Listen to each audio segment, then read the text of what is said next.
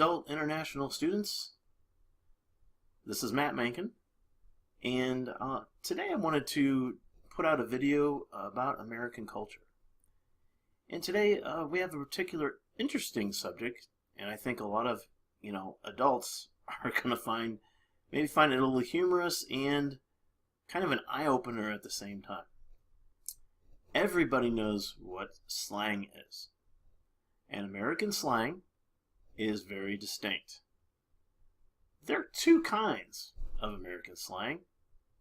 There's the kind you use all the time and you can say it anywhere and nobody's going to care. Stuff like, hey, what's up? Hey, what's up? How's it going? What you been doing? Just general stuff, you hang out with your friends. But then there's the other kind. And when I was growing up, there was different names for the other side of the slang. There's called four-letter words, bad words, cussing, and those words you got to be really careful about. The F word is the most popular. I think the most amusing thing is how quickly international students seem to learn those really well. And they don't even need me to teach them. That's hysterical. Because all they got to do is watch some of our movies. And they got that down perfect, but then if you ask them to say it in a sentence, it's just usually the word that comes out clearest. That's kind of funny.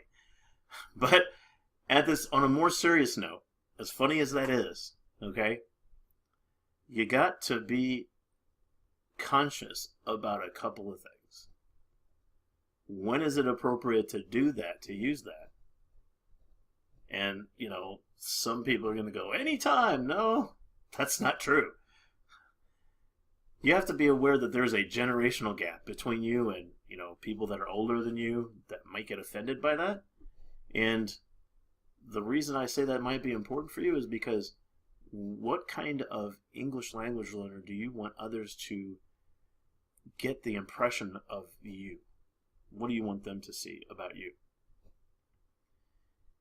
Now, then there's also the environment you use it in. If you go to a family restaurant, do you want to be saying F this, F that, everything else? No. Why? Because of that word family in restaurant. There's kids there. There's older people there. There's people from all generations in there. And sound does travel in a restaurant.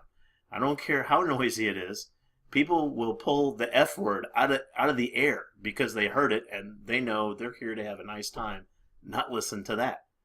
So be careful where you use it. Am I trying to be a priest or your dad? No.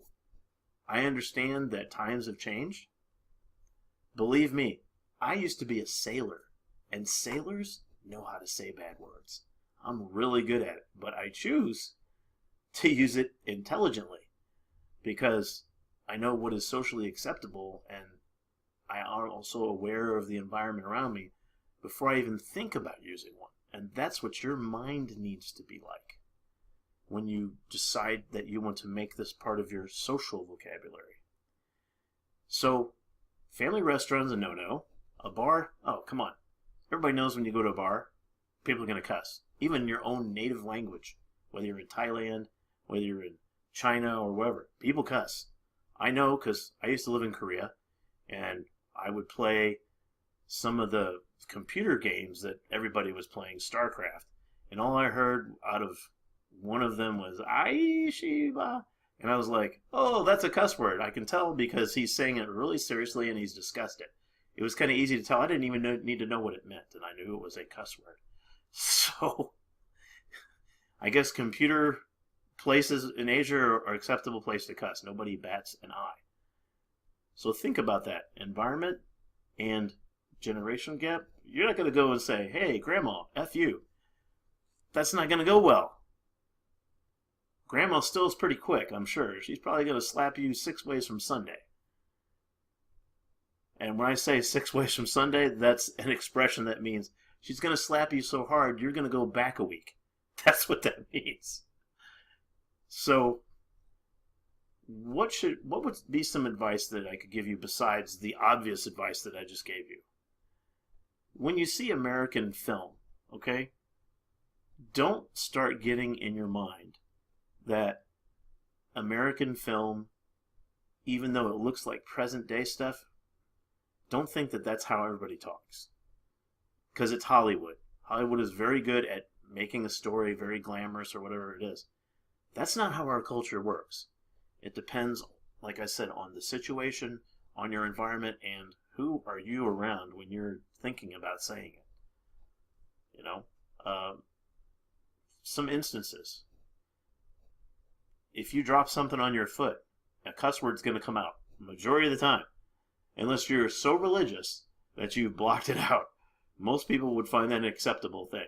If I drop a brick on my foot, I guarantee you, I'm going to quote half the slang book. And it's not going to be in any particular order.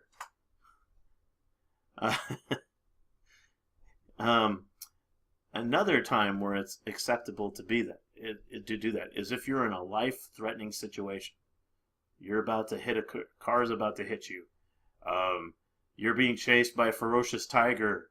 All of those things are acceptable because you know what? Nobody cares. You're just trying to survive. And everything's going to come out. Whatever's in there is going to come shooting out.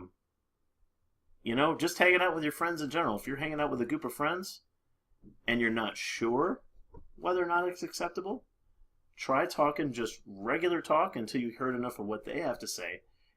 How often they slip in their cuss words, and that'll give you an idea of the frequency you should use any of yours. Should you feel like you want to do that to be a little more, to become part of the group. Just use your common sense in that way.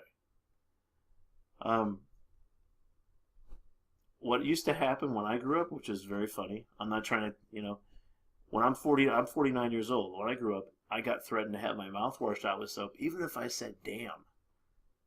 Now that's nothing. That's nothing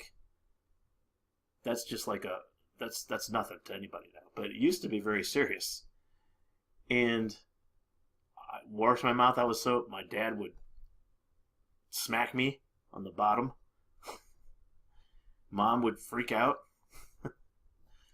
And it just depends on, the situation. So just please think about these things, because when you're an English language learner, I don't want you to get yourself in any bad situations. And, the other thing, too, is if you say it to the wrong person and you're just saying it to have fun, not everybody understands that. They're going to hold you accountable for what's coming out of your mouth. So if you say it to a biker who's like 6 foot tall and you think you're being cool, you might end up on the ground. Not a good idea. Just think about what you're doing before you do it, please. Just some tips from a professor to you, so that when you come here, you can be good academically and socially with English. Slang is cool. Slang can be fun. But there's certain realities and non-realities of that. If you enjoyed what I had to say, some of you won't, some of you will. Some of you, oh, I already knew that. And then some of you are like, wow, I didn't know that. Well, hopefully I'm appealing to those last people I talked to, because I'm trying to educate you, not the people that already know this. That's what I'm trying to get to do here. So, if you have anything about American culture that you would like me to discuss, now remember, I'm 49, I'm not 20, okay? Kind of keep it on a general sense so that I can at least, give you some accurate information. There's no way I'm going to understand what a 20-year-old thinks like now. I have no idea. It just depends. But I can definitely give you an overall general sense about American culture because, wow, I'm an American native. So, please consider throwing some recommendations my way. We've got a Facebook page. We've got a Twitter page. We have our website, which I'll be putting in at the end here of this lesson. And have a great day. And remember, use that slang wisely and intelligently. Have a good day.